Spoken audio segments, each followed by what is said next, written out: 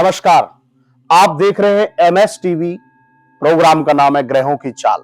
मैं हूं आपके साथ मनोज माधव दास जी महाराज। इस संसार में यश और अपयश किसको प्राप्त होता है? यश उसी को प्राप्त होता है जिसकी कुंडली के अंदर चंद्रमा की स्थिति बड़ी बलवान हो, और अगर चंद्रमा कमजोर हो जाए तो व्यक्ति कोई भी कर्म क्यों ना कर ले, उसे अपयश ही अपयश मिलता है। केवल अपयश ही नहीं, शारीरिक मानसिक समस्याएं भी हमेशा उसको घेरे रहती है। कहीं ना कहीं तनाव के अंदर वह व्यक्ति मुरझाया हुआ रहता है, सोचने पर विचार करता रहता है और विचार उसके शरीर के अंदर उत्पन्न होते रहते हैं, फिर भी वो व्यक्ति अपने जीवन में आगे नहीं बढ़ पाता है।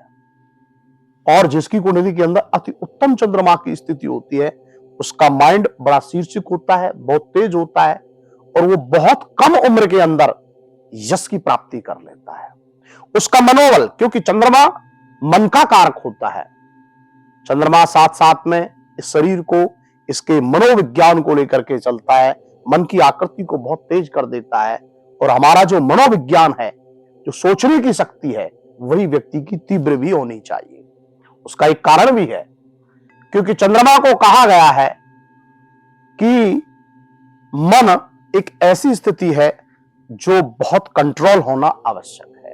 जिन लोगों की कुंडलियों में चंद्रमा अगर नीचस्थ होता है, जैसे वृश्चिक राशि में होता है, या कमजोर अवस्था में होता है, या ग्रहण योग होता है, तो व्यक्ति का दिमाग कभी भी काम नहीं करता है, क्योंकि वो निर्बल हो जाता है।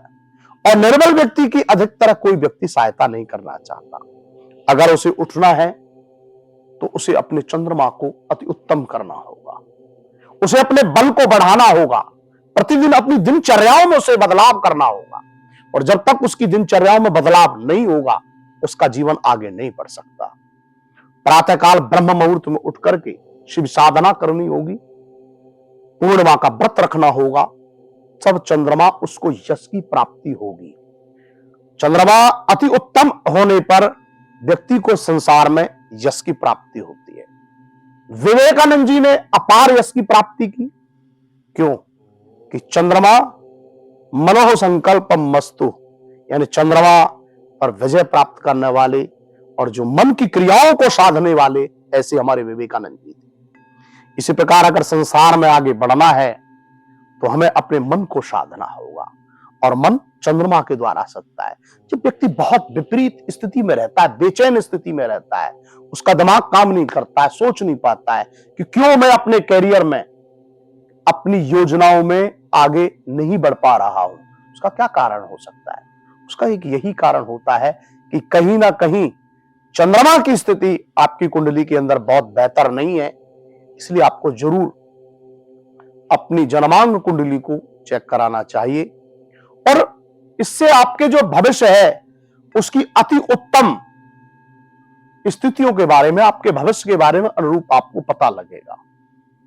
इसीलिए ब्रह्म मुहूर्त में उठ करके भगवान शंकर की आराधना करनी चाहिए, प्रातःकाल उठ करके, क्योंकि जो चंद्रमा के लक्षण होते हैं बड़े विरक्त होते हैं। आपने बहुत सारे लोगों को देखा होता है कि मानसिक पीड़ा युक्त होते हैं, जिनको हम कई बार कहते हैं कि कहीं ना कहीं इसकी सोचने की और समझने की शक्ति कमजोर है, जिसे मानसिक पीड़ा कहते हैं। और उस पीड़ा के कारण व्यक्ति संसार में कोई भी कार्य नहीं कर पाता है। आपने बहुत सारे लोगों को देखा होगा, बहुत बहुत वर्षों तक परिश्रम करते रहे। बहुत सारे लोग मिलते हैं मुझको कैरियर में, कम से कम 10 से 15 साल, 20 साल, 30 साल उनके बीत जाते हैं और कैरियर में सफल नहीं हो पाते। उनका एक ही प्रश्न होता है, क्यों? क्या कारण है? क्यों हम ही नहीं आगे बढ़ रहे हैं? सभी लोग क्यों आगे बढ़ रहे हैं? तो सबसे पहले अति उत्तम मैं यही कुंडली में चेक करता हूं कि आपकी कुंडली के अंदर आपके मन को कंट्रोल करने वाला चंद्रमा की स्थिति क्या है। क्या आप अपने कार्य को भगवान मान करके चलते हैं? क्या अपनी योजनाओं को आप अपना लक्ष्य मान करके चलते हैं? यही आपका चंद्रमा आपको बताता है। इसीलिए मैं आपसे कहना चाहूंगा कि हमेशा बच्चे के जन्मांग को अपने पास सेव करके रखना चाहिए, और इसके साथ साथ में सही संस्कृति के आधार पर अगर उसके भविष्य की रचना करना चाहते हैं, अगर उसे कुछ बनाना चाहते हैं, तो अति आवश्यक उसकी चंद्रमा की स्थिति को जरूर चेक कराएं।